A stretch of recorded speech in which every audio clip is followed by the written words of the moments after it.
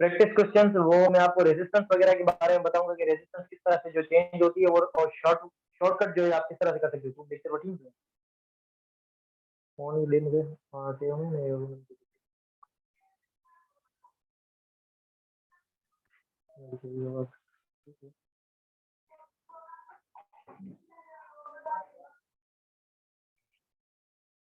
सही है। अगर मैं आपसे सवाल पूछूं कि एक हमारे पास वायर है, ठीक है, एक हमारे पास वायर है, उसकी लेंथ एल है, ठीक है, और उस वायर को हमने क्या किया है, बेंड किया है।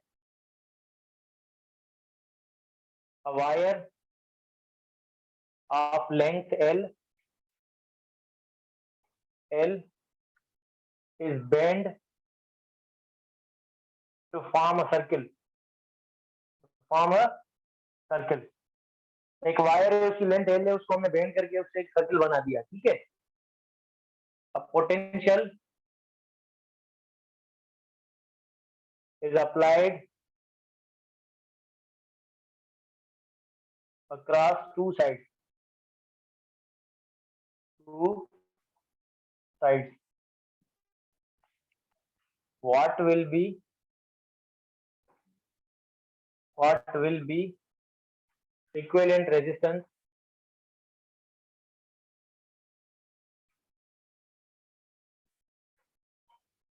of circle?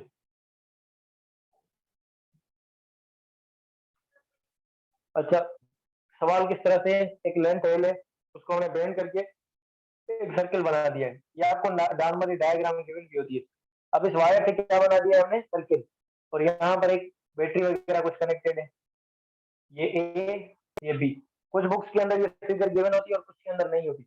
अच्छा, अब आपने इसकी इक्विवेलेंट रेजिस्टेंस निकालनी है। तो अब तो पहले तो ये समझ में ही नहीं आ रहा आपको कि ये पता नहीं किस तरह से होगा। अब जब देखें इस वायर को जब हम बेंड करेंगे ना, तो ये इसकी लेंथ L/2 यहाँ पर चली जाएगी और L/2 यहाँ पर चली जाएगी। हाफ इसका लेंथ नीचे है और हाफ इसकी, क्योंकि टोटल लेंथ कितनी है L, अगर यहाँ L/2 है तो यहाँ भी L/2, तो यहाँ पर रेजिस्टेंस कितनी हो जाएगी R/2, और यहाँ पर रेजिस्टेंस कितनी हो जाएगी R/2। और ये दोनों आपस में क्या होंगे, सीरीज में होंगे या पैरेलल? आप देखें ये इस तरह से दोनों के साइड में जो है पोटेंशियल डिफरेंस अप्लाइड है, तो यहाँ पर जो पोटेंशियल डिफरेंस अक्रॉस 2 पॉइंट्स, तो ये दोनों क्या है, पैरेलल के अंदर है। यहाँ इसको आप इस तरह से देख लेंगे, करंट डिवाइड कर रहा है, यहाँ से करंट आएगा, कुछ इस तरफ जाएगा, कुछ इस तरफ जाएगा, तो ये क्या है, पैरेलल। हाँ ठीक है, तो अब देखें R/2, इसको क्या करना है, R/2, ये दोनों इनको इनको इक्विवेलेंट निकालना है, और पैरेलल के अंदर इक्विवेलेंट किस तरह से होता है, 1/R is equal to 1/R/2 plus 1/R/2। ये 2 ऊपर चला जाएगा, तो ये 2/R प्लस 2/R, इसकी एलसीएम R, तो ये 2 प्लस 2, ठीक है, 1/R कितना आया, 4/R, तो ये R इक्विवेलेंट हमें कितनी मिली, R/4, ठीक है। रेजिस्टेंस इक्विवेलेंट कितनी आई, R/4। ये वाला समझ आया?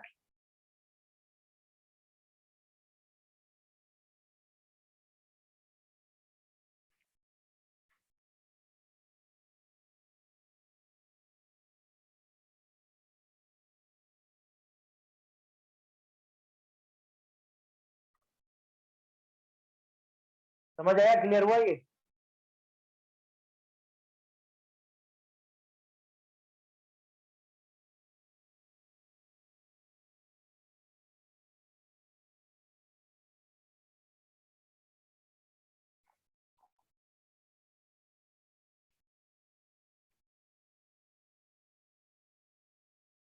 तो ठीक है, चाहे किन मल खणी आयो ॿुधायो तो चाहे कोन फुटबड़ी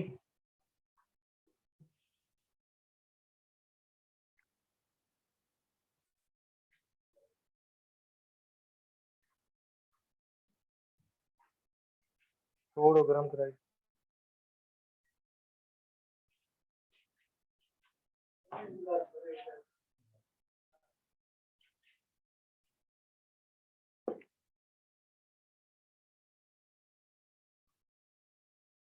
अच्छा, अब कुछ केसेस होते हैं स्ट्रेचिंग वाले।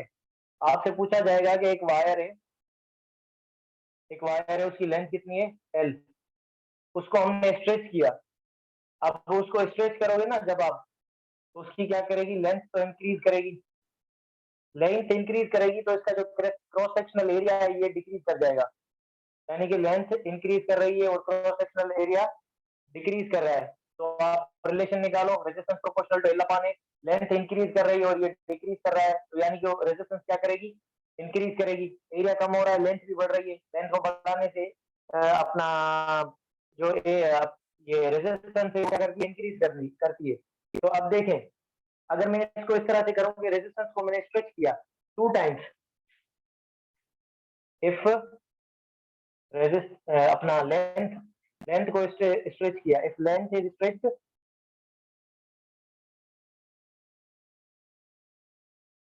2 times, what will be equivalent resistance? तो अभी रेजिस्टेंस कितनी होगी? तो स्ट्रेचिंग वाले केस में आपने ये याद रखना है कि अब देखें, लेंथ इंक्रीज कर रही है तो एरिया क्या कर रही है, डिक्रीज। वॉल्यूम का फार्मूला क्या होता है, volume is equal to area into length.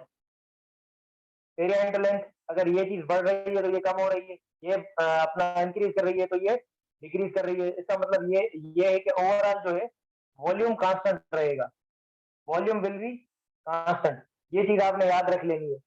तो इस वॉल्यूम के अपना माइंड में रखकर आपने ये जो है प्रॉब्लम्स वगैरह सॉल्व करनी है। अब ये किस तरह से होगा, अगर लेंथ को हमने 2 टाइम्स कर लिया है ना, तो एल डैश कितना होगा, 2l। पहले जो लेंथ थी एल, इसको हमने स्ट्रेच करके क्या किया, 2 टाइम्स बढ़ा दिया, L dash is equal to 2l। अच्छा, अब इसका एरिया क्या होगा? अब देखिए, वॉल्यूम को कांस्टेंट रखना है, वॉल्यूम क्या रखना है, कांस्टेंट। अगर लेंथ को मैंने 2l कर दिया है, पहले एरिया था a, तो अभी एरिया कितना होगा 2। ये 2 से खत्म होंगे तभी तो वॉल्यूम कांस्टेंट बचेगा, a इंटू l। तो एरिया क्या हो जाएगा, area will be a upon 2। अच्छा, अभी रेजिस्टेंस निकालें। ये वाली चीज समझ आई? अगर लेंथ डबल हो रही है तो एरिया 2 टाइम्स डिक्रीज करेगा। तो मेक दी वॉल्यूम कांस्टेंट, क्योंकि वॉल्यूम को कांस्टेंट रखना है। एक चीज बढ़ाओगे तो दूसरी कम हो जाएगी। प्रेशर और वॉल्यूम वाला रिलेशन, जिस तरह से प्रेशर को बढ़ाते हैं वॉल्यूम कम हो जाता है, इसी वजह से लेंथ को बढ़ाएंगे, स्ट्रेच करेंगे तो एरिया उसका डिक्रीज कर जाएगा। एरिया डिक्रीज करेगा और लेंथ बढ़ेगी। तो इसका रिलेशन आपने किस तरह से निकालना है कि अगर लेंथ को डबल किया है तो एरिया को हाफ कर देना है, इसको 4 टाइम्स किया है तो इसको 4 डिवाइड बाय 4 करना है, इसको 3/2 टाइम्स किया है तो इसको 2/3 रखना है। इस तरह से आपने इसको मेंटेन रखना है, ठीक है। तो रेजिस्टेंस का अभी आर डैश हम निकालेंगे, रो एल अपॉन ए, ये इसका फार्मूला है। एल कितनी है, जो न्यू लेंथ है वो 2l, और यहाँ पर एरिया की जगह पर क्या है, a/2। ए अपॉन 2 आप रखोगे तो ये 2 ऊपर चला जाएगा, तो ये 2 into 2 rho L upon A, तो ये कितना बन जाएगा, 4 rho L upon A. R dash हमें कितनी मिली, 4 rho L upon A. Rho L upon A क्या है, ओरिजिनल रेजिस्टेंस, तो ये 4 टाइम्स रेजिस्टेंस इंक्रीज कर गई। अब इसके पीछे कॉन्सेप्ट ये है और मेथड भी ये है और फॉर्मूलाज वगैरह ये सारी चीजें यही है। और इसका एक शॉर्टकट है, इसका एक शॉर्टकट भी है कि स्ट्रेचिंग के लिए। लेकिन कॉन्सेप्ट आपको पता हो, क्योंकि कभी कभी शॉर्टकट फेल हो जाते हैं। तो कॉन्सेप्ट अगर आपको पता होगा तो आप खुद से निकाल कर लोगे। और कॉन्सेप्ट आपको अच्छा खासा समझा हुआ जो है ना वो होना चाहिए, ताकि कभी भी अगर कहीं पर आप फंसो तो आपको जो है उसका सिस्टमेटिक्स पता हो कि ये किस तरह से होगा। अगर शॉर्टकट पर चलोगे तो ये कभी कभी जो है वो इसका रिजल्ट सही भी नहीं आता। तो यहाँ पर इसका शॉर्टकट क्या है, रेजिस्टेंस, जो न्यू रेजिस्टेंस है आर डैश, ये आर डैश क्या है, न्यू रेजिस्टेंस। अगर किसी बॉडी को स्ट्रेच किया है हमने, अच्छा क्या किया है हमने, लेंथ को स्ट्रेच किया है कितना, n टाइम्स। लेंथ को स्ट्रेच किया है n टाइम्स। जब इस तरह का कोई प्रॉब्लम है तो रेजिस्टेंस जो न्यू आएगी वो n स्क्वायर इंटू आर आएगी। ये वाला फॉर्मूला याद रख लें, resistance, new resistance will be n square times R. Resistance को अगर 2 टाइम्स स्ट्रेच किया है, अब देखो 2 टाइम्स स्ट्रेच किया है ना, तो इसका जवाब क्या आ रहा है, 4r। तो यहाँ पर 2 रखो, 2 स्क्वायर कितना आएगा, 4 इंटू आर, ये यहीं से आ गया। लेकिन दूसरा मैं ये चीज कह रहा हूँ कि आपको अपना वे का पता हो प्रॉपर कि किस तरह से होगा, तभी जो है, क्योंकि कभी कभी इनका रिजल्ट अगर सही नहीं है या आप भूल जाओ इस चीज को, तो आपको कम से कम वे का पता होना चाहिए, तो आप दोबारा से खुद से कर लो। ये वाली चीज समझ आई? ये समझ आया आपको? क्लियर हुआ? Okay good. बाकी बच्चों को क्लियर हुआ?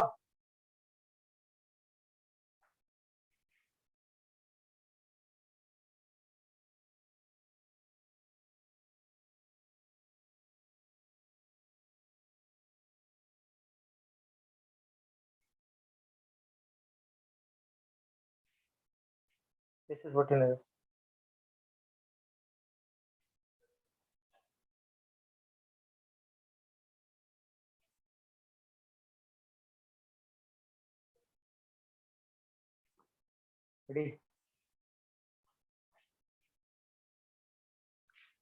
अच्छा, यहाँ पर क्या किया था हमने, लेंथ को स्ट्रेच किया था, तो यहाँ ऐसा भी लेंथ को हम हटा देते हैं, यहाँ पर अपना एरिया के साथ कंपेयर करते हैं।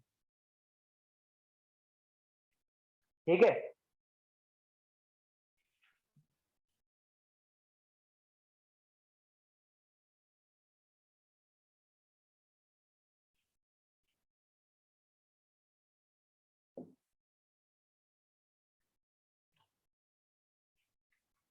अगर एरिया को हम स्ट्रेच कर दें, स्ट्रेच करने से एरिया क्या होगा, डिक्रीज होगा पहले तो। एरिया इज स्ट्रेच्ड, इस तरह से देखो, अगर एरिया को n टाइम्स स्ट्रेच कर दे। अच्छा, अगर एरिया को ये स्ट्रेच करेगा तो इसकी जो एरिया होती है क्रॉस सेक्शनल या किसी भी, इसका जो एरिया होगा वो कितना होगा, पाई आर स्क्वायर। ये आपने याद रखना है। तो एरिया अगर देखें यहाँ पर, resistance is equal to rho L upon A, पहले तो एरिया निकालेंगे, एरिया कितना होगा, एरिया किसके बराबर है, पाई आर स्क्वायर। अगर इसको 2 टाइम्स करूंगा तो ये पाई आर, तो इसको भी 2 रखूंगा, 2 2 आर स्क्वायर, तो ये क्या होगा, पाई, ये 4 पाई आर स्क्वायर। तो एरिया को क्या कर रहा है, अगर n टाइम्स स्प्लिट कर रहा है तो वैल्यू क्या आ रहा है, स्क्वायर में आ रहा है। तो एरिया का हमें एक तो चीज ये पता चली। और अगर एरिया को आप हाफ करोगे, यहाँ पर एक चीज और देखो, अगर एरिया को आप हाफ करोगे तो लेंथ क्या हो जाएगी, डबल हो जाएगी, वॉल्यूम को कांस्टेंट रखने के लिए, क्योंकि वॉल्यूम किसके बराबर है, एरिया इंटर लेंथ। अगर एरिया को मैं हाफ करूंगा तो लेंथ क्या हो जाएगी, डबल। इसको अगर मैं n टाइम्स डिक्रीज कर रहा हूं तो ये क्या हो जाएगा, n टाइम्स इंक्रीज। ये वाली चीज समझ आई? ये वाली चीज क्लियर हुई? Study sir.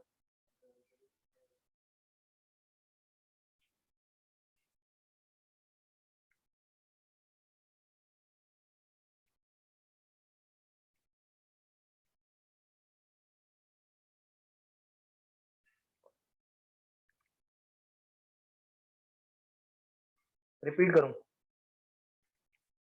अच्छा, एक चीज देखें, यहाँ पर मैंने क्या बताया, लेंथ के बारे में बताया।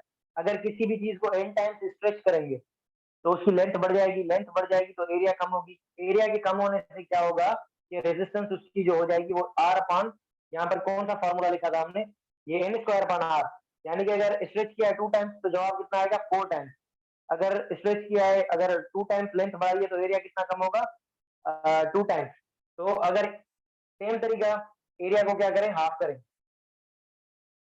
अगर मैं इसको a/2 रखूं तो यहाँ पर मुझे क्या रखना पड़ेगा, 2। ये सेम वाली चीज है, तो ये 2 नीचे चला, नीचे ये ऊपर चला जाएगा, तो 2 × 2 कितना बनेगा, 4, और एल अपान ए, तो ये यही वैल्यू आएगा। लेकिन एरिया के लिए क्या होगा, एरिया के लिए अलग शॉर्टकट है, ये है फॉर लेंथ। ये जो सारी चीजें हमने की, ये फॉर लेंथ है। लेकिन अगर आपने एरिया के लिए शॉर्टकट लिखना है तो उसके लिए आप वैल्यूज वगैरह कांस्टेंट रखोगे, बाकी चीजें जिस तरह से हमने पहले निकाला कि लेंथ को बढ़ाएंगे तो एरिया कम होगा, टोटल वॉल्यूम कांस्टेंट रहेगा। तो एरिया के लिए जो चीज बनेगी वो R is equal to R upon N square, ये बनेगा आर डैश। और ये तब कब होगा, जब एरिया को एन टाइम्स इंक्रीज किया जाए, यानी कि न्यू एरिया स्ट्रेच, स्ट्रेच होने के बाद, ये स्ट्रेचिंग का केस है, स्ट्रेचिंग। जब लेंथ को स्ट्रेच किया एन टाइम्स तो रेजिस्टेंस ने इंक्रीज किया n स्क्वायर टाइम्स। एरिया को स्ट्रेच करोगे n टाइम्स तो रेजिस्टेंस ने डिक्रीज करना है n स्क्वायर टाइम्स। ये याद कर लो, इसका भी वे सेम है। अगर आप इसको निकालोगे तो ये भी सिस्टमिक वे से रो एल अपान है, इससे आप निकालो लेंथ को, इतने टाइम्स इंक्रीज करो, इतने टाइम्स डिक्रीज करो, इसका आंसर जो आएगा वो यही आएगा। ठीक है, बस ये फॉर्मूला आपने याद रखना है, ये वाला और ये वाला, और वे आपको पता हो, बाकी खुद से आप कर लोगे। ये हो गया, स्क्रीन शॉट कर दीजिए। समझ आया अभी? ये रेजिस्टेंस के प्रॉब्लम ज्यादा आते हैं, इसी वजह से मैं आपको बता रहा हूँ। वैसे इन चीजों की जरूरत नहीं है, फॉर्मूला रो एल अपान याद होना चाहिए। थोड़ा वेग का पता हो कि एरिया और वॉल्यूम कांस्टेंट, सॉरी अपना वॉल्यूम कांस्टेंट होता है, एरिया और लेंथ को हम एक को इंक्रीज करते हैं तो दूसरा डिक्रीज हो जाता है। इसी वजह से क्या होता है कि ओवरऑल जो वॉल्यूम होता है वो कांस्टेंट रहता है, ओवरऑल वॉल्यूम कांस्टेंट रहता है, इसी वजह से एरिया और लेंथ का रिलेशन जो है वो उल्टा है। तो उस हिसाब से जो है आप वो फॉर्मूला ड्राइव करते हो। अगर आपको पता होगा कि ये चीज किस तरह से, तो आप खुद से वो ड्राइव करके निकाल लोगे। लेकिन शॉर्टकट के लिए मैंने बताया, अगर लेंथ को n टाइम्स आप बढ़ाओगे तो n स्क्वायर टाइम्स रेजिस्टेंस बढ़ जाएगी, और अगर एरिया को n टाइम्स आप बढ़ाओगे, स्ट्रेच करोगे, तो resistance n square times decrease हो जाएगी। तो ये आप जिस तरह से मैंने इसको ड्राइव किया, ये आप खुद से ड्राइव करके देखना। अगर नहीं होता तो फिर मैं ये ग्रुप में करके भेज दूंगा, इसका कोई मसला नहीं। प्रॉब्लम मोकले लिखी।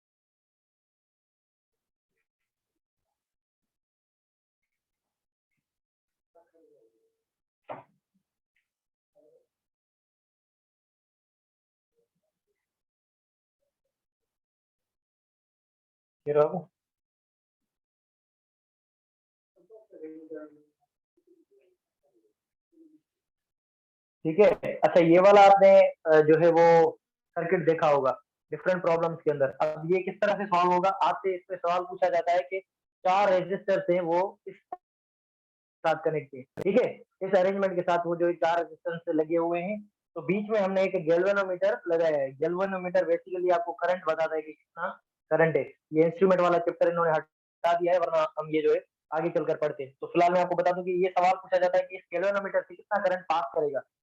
तो एक चीज आप याद कर लेंगे, बैलेंस्ड व्हीट स्टोन ब्रिज, ये जो सर्किट है वो बैलेंस्ड व्हीट स्टोन ब्रिज। अगर सर्किट बैलेंस है, पहले जो मैं बता रहा हूँ वो याद करें, अगर सर्किट बैलेंस्ड है तो इस बीच में से कोई करंट नहीं गुजरेगा। अगर सर्किट बैलेंस्ड है तो बीच में से कोई करंट नहीं गुजरेगा। अब ये कैसे आपको पता चलेगा कि सर्किट बैलेंस्ड है या नहीं, उसके लिए आपने ये देखना है फॉर्मूला, फॉर बैलेंस्ड सर्किट, और ये अरेंजमेंट इस तरह से आई हुई हो, ये आपने लास्ट में याद करना है, R1/R2 is equal to R3/R4। R1 का R2 के साथ रेशियो निकालो, R3 का R4 के साथ रेशियो निकालो। अगर रेशियो सेम आ रहा है तो इसका मतलब ये है कि सर्किट बैलेंस है, और गैल्वेनोमीटर का करंट जो है IG वो कितना होगा, 0 होगा। तो इस बीच वाले को आप हटा दोगे, वो आपने देखना है, पहले चेक करना है R1 कितना है 1, और R2 कितना है 2 ओम।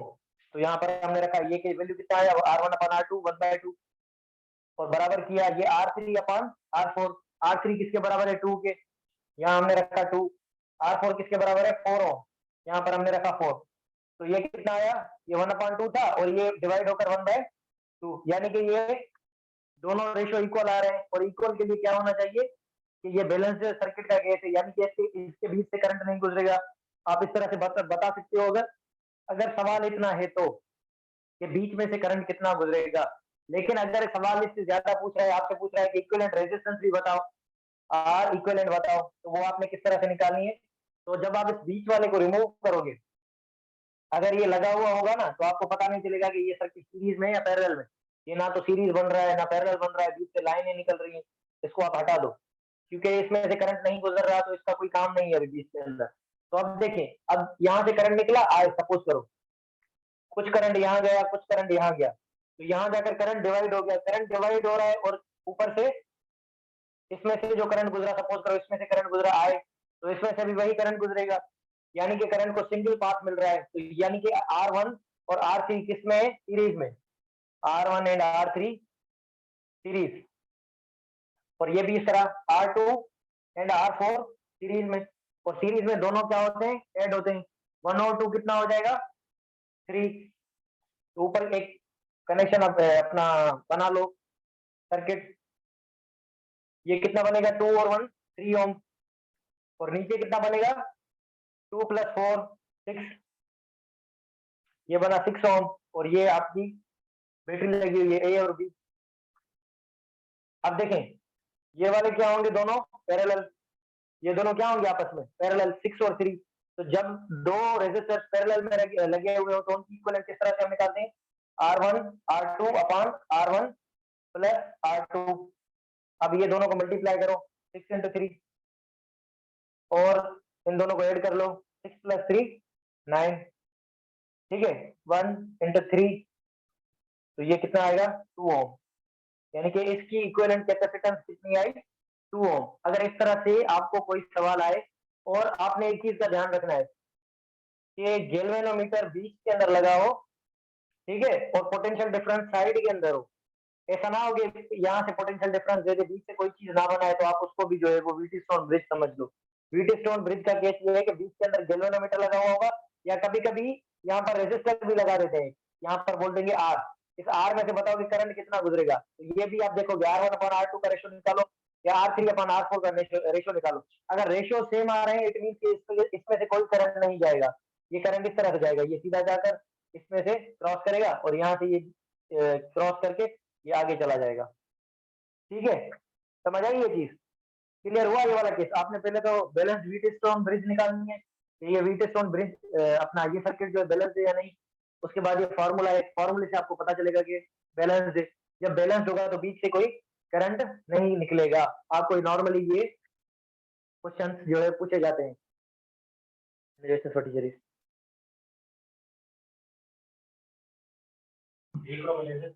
अरे यार, हेलो इक्विवेलेंट,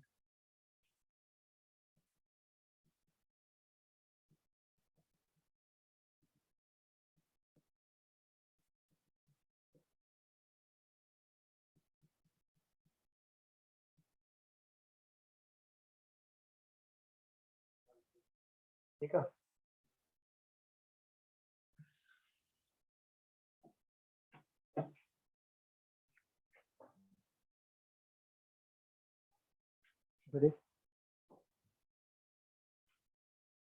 प्रॉब्लम खोल रही।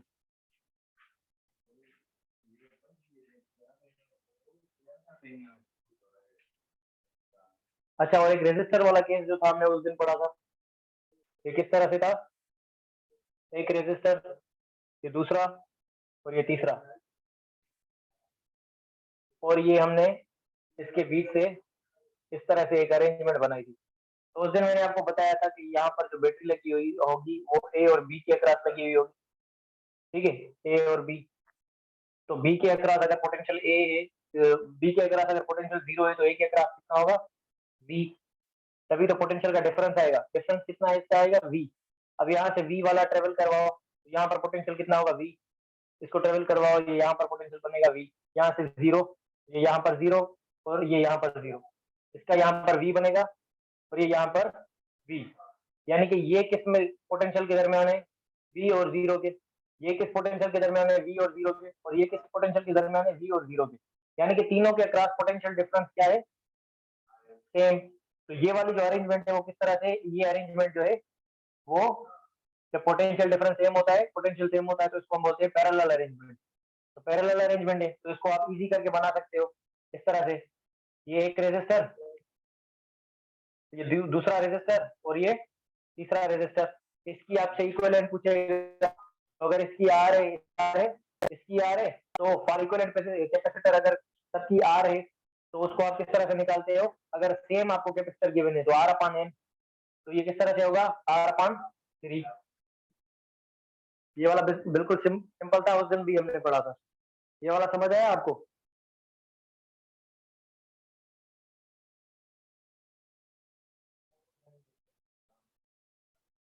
क्लियर हुआ? Okay good. अच्छा एक और अरेंजमेंट देखें, अगर ये इस तरह से लिखा हुआ हो, यहाँ पर पोटेंशियल है ए बैटरी का, ये इस तरह से,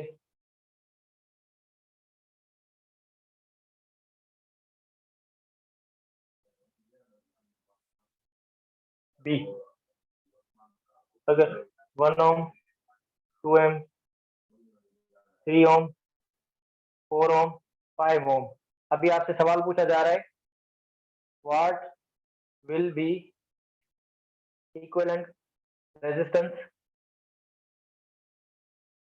बिटवीन ए बी, ए और बी के दरमियान में इक्विवेलेंट कैपेसिटेंस कितनी होगी। तो आपने किस तरह से करना है, ये देखो, इसको आपने इजी करके बनाना है। स्टडी इन्हें ना करी, इन्हें जो कर सकती है। अच्छा यहाँ पर एक चीज देखिए, मैंने आपको बताया करंट तभी डिवाइड करेगा जब पाथ डिवाइड करे, यहाँ पर पाथ डिवाइड नहीं कर रहा, यहाँ से जो करंट निकलेगा आए, वो सीधा आएगा, यहाँ से होकर बैंड हो जाएगा, फिर ये सीधा आएगा आए, और इस तरह से सीधा ये आए करंट सेम सेम फ्लो करता जाएगा, यानी कि ये जो अरेंजमेंट गिवन है, इसको सिर्फ शेप को इसने चेंज किया है, शेप चेंज है, बाकी सर्किट जो है वो किसके अंदर है, सीरीज के अंदर। और जब सर्किट सीरीज के अंदर होता है तो करंट फ्लो सबके अंदर सेम रहता है, इस चीज से हमने फाइंड किया कि करंट सबके अंदर सेम है। जब करंट सेम होता है तो रेजिस्टेंस को आप सीधा सीधा ऐड करते हो, तो इससे इसको आप ऐड कर लोगे, 5 + 4 कितना होगा, 9, 9 + 1 कितना होगा, 10, 10 + 2 कितना होगा, 12, 12 + 3 कितना होगा, 15। तो इसकी आर इक्विवेलेंट कितनी आएगी, 15 ओम। ये समझ आया, ये सीरीज के जो है वो प्रॉब्लम है, इसको आप लीनियर के अंदर भी रख सकते हो इस तरह से, इस तरह से एक लाइन बनाकर रेजिस्टर बनाते जाओ, क्योंकि करंट सबके अंदर सेम है, ये 1, 2, 3, 4 और 5, इन दोनों को आपस में सबको फिर ऐड कर लो, तो आर इक्विवेलेंट जो आपको मिलेगी वो कितनी मिलेगी, 15 ओम। ये क्लियर हुआ सबको? क्लियर हुआ, ये समझ आया?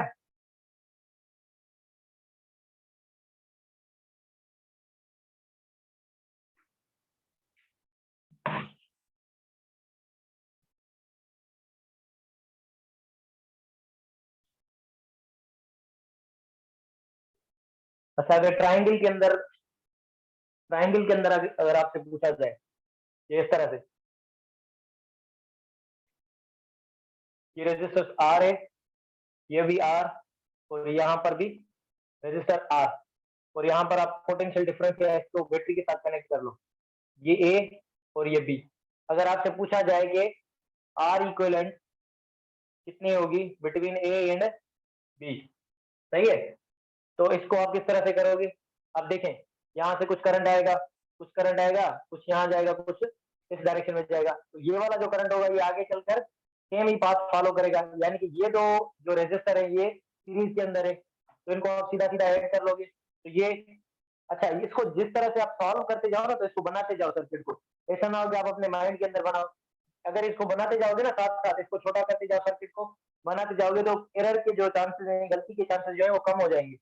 तो अब ये किस तरह से बनेगा, ये ए और ये तो सेम है, ये सेम रहा, आर और आर को हमने ऐड कर लिया, तो ये कितना बचा, 2R, और ये बी, ये आर।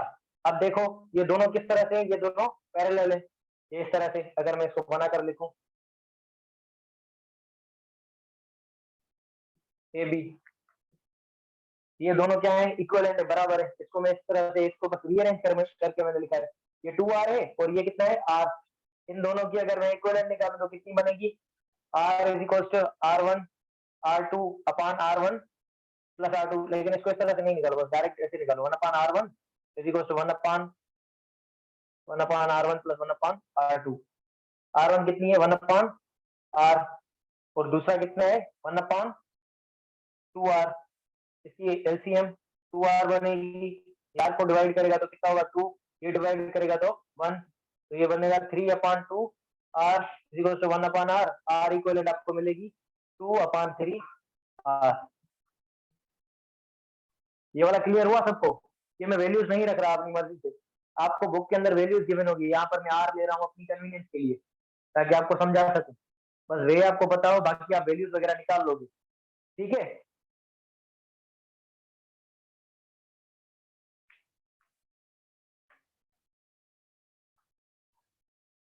क्लियर हुआ ये सबको क्लियर है?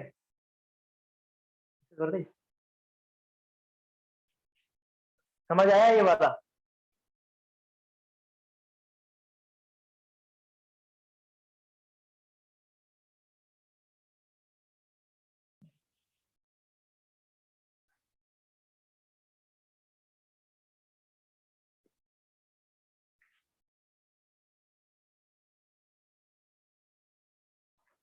अच्छा, अगर इस तरह की कोई अरेंजमेंट गिवन हो, ए और यहाँ पर बी, इन दोनों के अक्रॉस अगर आपसे इक्विवेलेंट रेजिस्टेंस पूछी जाए,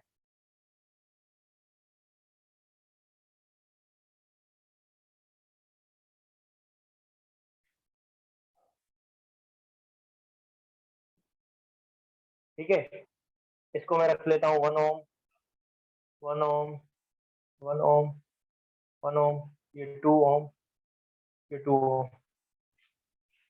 अच्छा, अब देखें इसको आपने किस तरह से सॉल्व करना है। तो पहले आप देखिए, जब करंट करंट आएगा, करंट की डिस्ट्रीब्यूशन होगी, तो ये करंट जब यहाँ से कोई आएगा तो ये आगे चलकर ये सीधा सीधा ये इन तीनों से सेम ही करंट पास करेगा। तो ये आपने स्टार्टिंग यहाँ से लेनी है, इजी स्टेप से सर्किट को सॉल्व करना स्टार्ट किया करो। तो ये जो तीनों है ये आपस में किस तरह से है, सीरीज के अंदर आपको किस तरह से पता चला, क्योंकि इनके अंदर सबके अंदर करंट का फ्लो जो होगा वो सेम होगा। तो करंट का अगर फ्लो सेम होगा तो इनकी जो इक्विवेलेंट बनेगी वो किस तरह से बनेगी, R1 plus R2 plus R3। अब 1 और 1 कितना हो जाएगा, 2, 2 प्लस 2 कितना होगा, 4 ओम। तो यानी ये सबको हटाकर मैं यहाँ पर किस क्या रखूं, मैं रखूंगा यहाँ पर 4 ओम। 4 ओम मैंने रखा यहाँ पर। बाकी ये जो ये वाला पार्ट है ये सेम ही बनाना है हमें, ये 1 ओम और ये वाला ये 1 ओम, बीच के अंदर एक 2 भी है, तो यहाँ पर बनाएंगे 2 ओम, ये 4 ओम जो हमने निकाला, और उसके बाद ये 1 ओम, और इसको भी रख लो आप 2 ओम, और यहाँ पर 2 ओम, और ये हमारी बैटरी। इस तरह से हमने किया। अब देखें इन तीनों के बदले में हमने जो इक्विवेलेंट कैपेसिटेंस निकाली वो 4 ओम निकाली। तो यहाँ पर इन तीनों के बदले में मैंने क्या रख लिया, 4 ओम 4 ओम। बाकी ये वाला जो पार्ट है ये हमने सेम रखा है, कितना है, 2 ओम 1 ओम 2 ओम 1 ओम। तो ये देखिए 2 ओम 1 ओम 2 ओम और 1 ओम। इसको अब सॉल्व करें। अभी ये 4 ओम और 2 ओम किस तरह से आपस में ये पैरेलल है, पैरेलल अरेंजमेंट के अंदर है। तो इन दोनों को जब आप सॉल्व करोगे तो किस तरह से करोगे, R is equal to 4 into 2 upon 4 plus 2, तो ये बनेगा 8 अपान 6। इसको सॉल्व करोगे तो ये बनेगा 4 अपान 3, 4 अपान 3 ओम। अब इसको इसको हटाकर यहाँ पर कितना रखना है, 4 अपान 3 ओम। यहाँ पर रखोगे आप 4 अपान 3 ओम, बाकी ये यहाँ पर 1 ओम, यहाँ पर 1 ओम, यहाँ पर क्या है 2 ओम, और यहाँ से कनेक्शन है हमारा बैटरी का। और अभी देखो, अभी ये तीनों के अंदर क्या करेगा, फ्लो सेम करेगा, क्योंकि करंट यहाँ से आएगा, ये पाथ फॉलो करेगा और तीनों के अंदर से सेम करंट क्रॉस करेगा। अच्छा, ये अभी आप सोच रहे होंगे कि ये करंट घूमकर इसके तरफ जाएगा, इसके तरफ क्यों जाएगा, करंट को साइक्लिक फॉर्म में थोड़ी घूमना है। करंट को यहाँ से आएगा और यहाँ से वापस चला जाएगा, क्योंकि एक साइड जो है पॉजिटिव है, दूसरी साइड नेगेटिव है, पॉजिटिव से नेगेटिव की तरफ जाएगा, ये वापस नहीं जाएगा। ठीक है, तो आपने ये रखना है कि 2 की तरफ करंट नहीं जाएगा। तो 1 और 4/3 और ये 1, ये दोनों चीज, ये तीनों जो अपना रेजिस्टर सीरीज किसके अंदर है, ये सीरीज के अंदर। तो 1 और 1 को आप ऐड कर लोगे तो ये सीधा सीधा क्या आएगा, 2, और 2 और 4/3 आप इसको ऐड करना है रेजिस्टेंस के अंदर। अब देखिए R1 plus R2 plus R3, अब देखें R1 और R2 को मिलाकर कितना वर्ग मिला हमें, 2 ओम, और ये कितना है 4/3 ओम। अब इसकी एलसीएम निकालें, ये कितनी आएगी 3, 1 का टेबल 3 पर 3 मरतबा, तो 3 करेंगे इसके साथ मल्टीप्लाई तो कितना आएगा 6 ओम, प्लस 3 को 3 के साथ डिवाइड करेंगे तो कितना आएगा 1, तो 1 4 के साथ मल्टीप्लाई करेंगे तो कितना आएगा 4 ओम, 6 प्लस 4 कितना आएगा 10 ओम अपॉन 3, तो ये आई हमारी रेजिस्टेंस।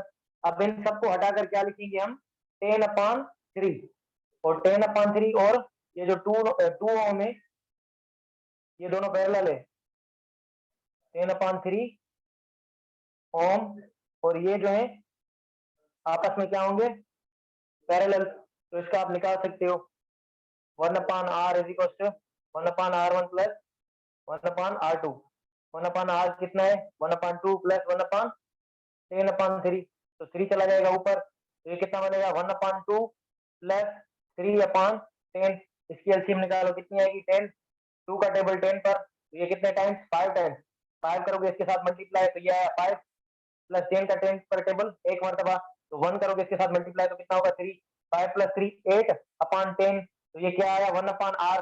तो इसको आप अगर सीधा करके लिखोगे तो r कितने बराबर मिलेगी, r 10/8, तो इसको लिखोगे आप 5/4 ओम, इसकी इक्विवेलेंट हमें कितनी मिली 5/4 ओम। ये कैलकुलेशन है बस, बाकी आपको वे पता होना चाहिए, ये तीनों सीरीज उसका इक्विवेलेंट इसके साथ पैरेलल, फिर ये तीनों सीरीज उसका इक्विवेलेंट इसके साथ पैरेलल। ये अगर कितना भी बड़ा सर्किट बना ले हम तो ये इसी तरह से सॉल्व होगा। ठीक है, ये वाला समझ आया, इसके अंदर बस थोड़ी कैलकुलेशन है, बाकी कुछ नहीं है, क्योंकि यहाँ पर मैं अपना वैल्यूज अपने हिसाब से लिख रहा हूँ। बुक में आपको जो वैल्यूज गिवन होंगी वो सिंपल सिंपल गिवन होंगी, ताकि आप जल्दी से सॉल्व कर सको, और एंट्री के हिसाब से आपको प्रॉब्लम्स दिए जाएंगे। ठीक है, मैं तो अपने हिसाब से लिख रहा हूँ, तो इतनी कैलकुलेशन नहीं है मेरी, तो इस वजह से जो है ये वैल्यू ऊपर नीचे हो सकती है। ठीक है, और कैलकुलेशन में कहीं पर मिस्टेक हो तो आप करेक्ट कर लिया करो। ठीक है, वरना मुझे फिर चीजें जो है रिपीट करनी पड़ती हैं।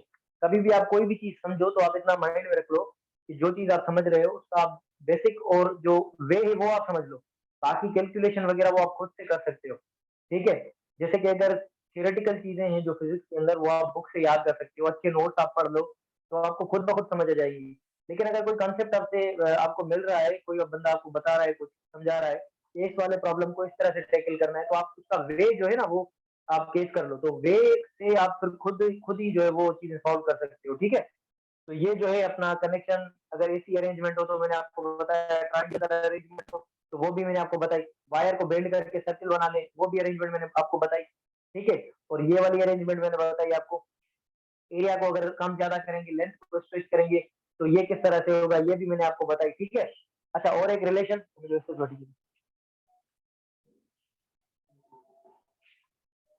और एक रिलेशन मैं आपको बताऊं।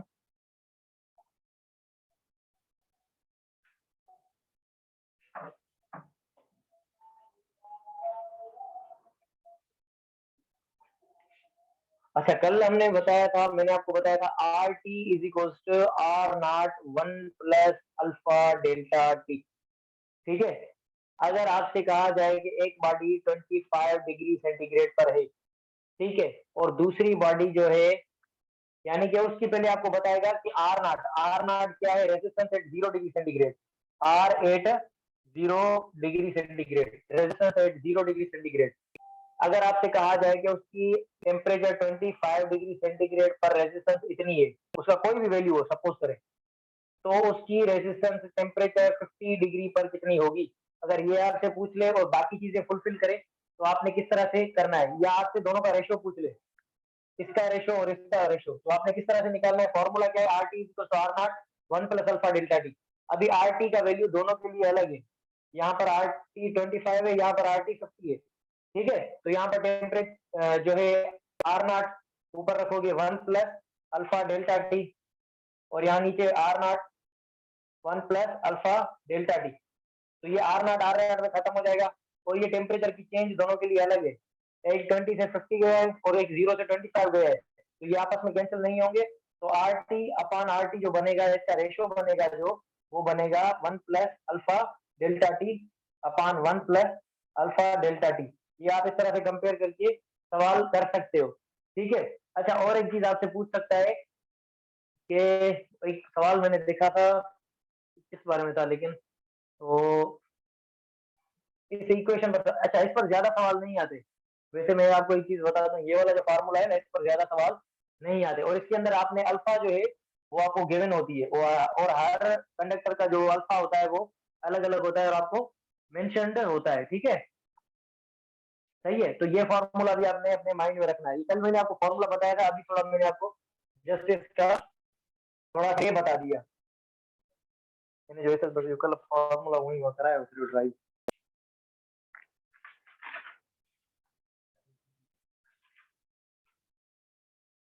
अच्छा, एक दूसरा एक होता है किरचॉफ लॉ, आपके सिलेबस के अंदर नहीं है लेकिन इसके प्रॉब्लम्स जो है वो डिफरेंट डिफरेंट बुक्स के अंदर है। किरचॉफ लॉ, इसके दो लॉ हैं, एक अपना करंट के लिए, दूसरा वोल्टेज के लिए। तो अभी मैं डिस्कस जो आपसे कर रहा हूँ वो फर्स्ट कर रहा हूँ, यानी कि for current.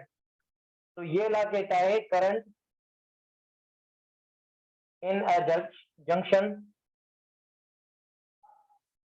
Current in a junction is equals to sum of current, sum of all currents in a junction of a circuit is equals to 0। या इसको आप इस तरह से सपोज करो कि करंट जो सेम लाइन के अंदर आएगा, सेम डायरेक्शन के अंदर, करंट का कोई डायरेक्ट नहीं होता, ठीक है, लेकिन उसको जाहिर करने के लिए हम इस तरह से लिखते हैं। अच्छा, कुछ बुक्स कहती हैं कि करंट जो है वो एक टेंसर क्वांटिटी है, क्या टेंसर। और कुछ बुक्स कहती हैं कि करंट जो है स्केलर क्वांटिटी है। आपके बुक्स के अंदर स्केलर लिखा हुआ है। स्केलर क्यों? क्योंकि ये अर्थमेटिक रूल्स को फॉलो करता है, ये मैंने कल भी आपको चीज बताई थी। अच्छा, ये टेंसर इसको क्यों कहा जाता है? टेंसर उस क्वांटिटी को बोलते हैं जो ना वेक्टर हो और ना स्केलर हो, ना वेक्टर हो ना स्केलर हो, उसको टेंसर कहा जाता है। वो इसलिए कहते हैं क्योंकि बोलते हैं कि करंट को डिफाइन करने के लिए डायरेक्शन की जरूरत है। लेकिन अगर आप इसको सॉल्व करने की कोशिश करोगे तो ये स्केलर मेथड पर सॉल्व होगा, तो ना तो ये कंप्लीट स्केलर बन रहा है ना ये कंप्लीट वेक्टर बन रहा है। तो इसकी वजह से इस करंट को हम क्या कहते हैं, ये टेंसर क्वांटिटी है। तो अभी देखें, करंट सेम डायरेक्शन के अंदर क्या करते हैं हम, ऐड करते हैं। और अगर ये ऑपोजिट जाएगा सर्किट से, यहाँ सर्किट से आउट जाएगा, सेम या इन, आपको इसको लिख सकते हो इन, और इसको आउट। आउट जो करंट होगा वो कितना होगा, नेगेटिव। फॉर एग्जाम्पल यहाँ पर मैं एक जंक्शन बनाऊं, देखिए अगर यहाँ से कोई करंट आ रहा है और यहाँ से कोई करंट आ रहा है, ठीक है, इन दो पॉइंट्स के दरमियान में ये मिल रहा है, इसको बोलते हैं जंक्शन, ठीक है। अगर मैं आपसे सवाल पूछूं कि यहाँ से अगर करंट आ रहा है 5 एम्पियर, ठीक है, और यहाँ से टोटल करंट जा रहा है इस जंक्शन से, ये जो टूवर्ड्स जंक्शन आ रहा है, ये इसको क्या बोलोगे आप, ये इनसाइड की जंक्शन, या इसका डायरेक्शन सेम है। और ये जो करंट जा रहा है इसको आप बोलोगे ये बाहर जा रहा है, ये आउट के लिए। तो अब देखते हैं एक चीज, अगर यहाँ से बाहर करंट 8 एम्पियर जा रहा है और यहाँ से 5 आ रहा है, तो मैं अगर आपसे सवाल पूछूं कि इस पॉइंट से करंट कितना आएगा, तो आपने किस तरह से करना है, करंट देखो सेम डायरेक्शन के अंदर जा रहे हैं टुवर्ड्स जंक्शन, अगर ये 5 है तो यहाँ से 3 आएगा, तभी तो ये 8 बाहर जाएगा। अब देखो, यहाँ से 5 प्लस 3 8, ये आया प्लस वाला, और 8 ये गया माइनस वाला, तो यहाँ पर जंक्शन पर करंट कितना बना, 0। तो इसी चीज को बोलते हैं Kirchhoff's law, sum of all current in a junction of a circuit is equal to 0। यानी कि किसी एक जंक्शन पर जो करंट आएगा तो सेम डायरेक्शन के अंदर या टुवर्ड्स जंक्शन जाएगा, उसको पॉजिटिव लोगे आप, जो बाहर चला गया उसको नेगेटिव लोगे। पॉजिटिव नेगेटिव को करोगे तो सॉल्व, तो जंक्शन पर 0 आएगा, ठीक है। और अगर आपसे इस तरह से पूछा जाए तो वो भी आप सॉल्व कर सकते हो। ये वाला किरचॉफ्स लॉ समझ आया आपको?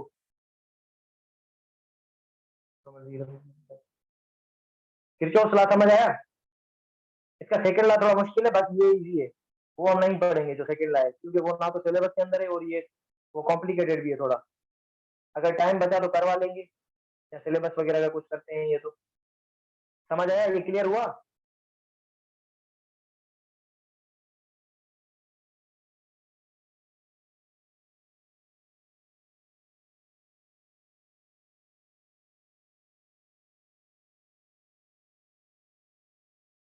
बस एक सवाल देख लें, बाकी फिर क्लास को एंड करते हैं।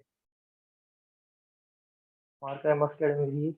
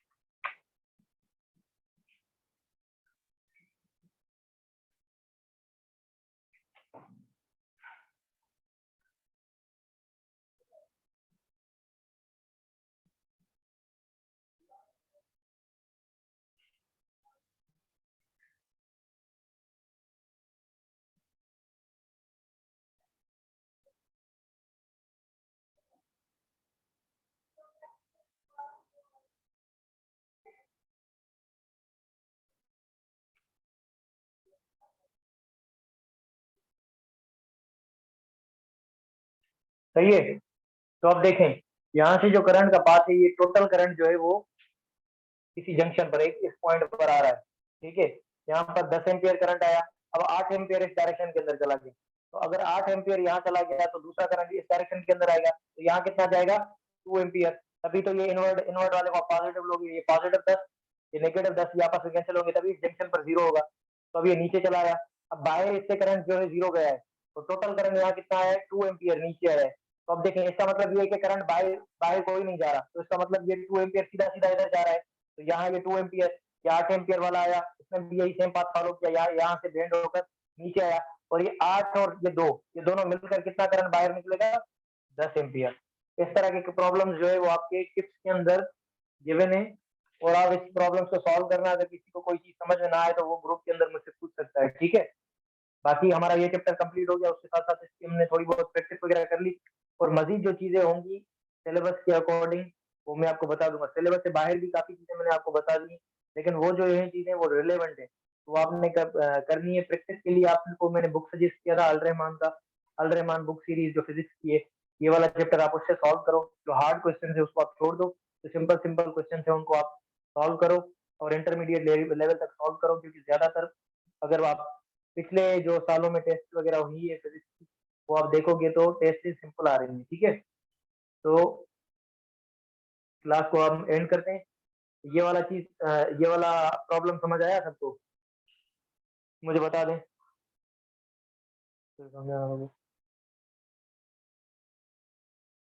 ये वाला क्लियर हुआ जो मैंने अभी बताया किरचॉफ का? ओके गुड, ठीक है। तो आज के लिए हम क्लास को एंड करते हैं। Wish you all the very best, Allah Hafiz.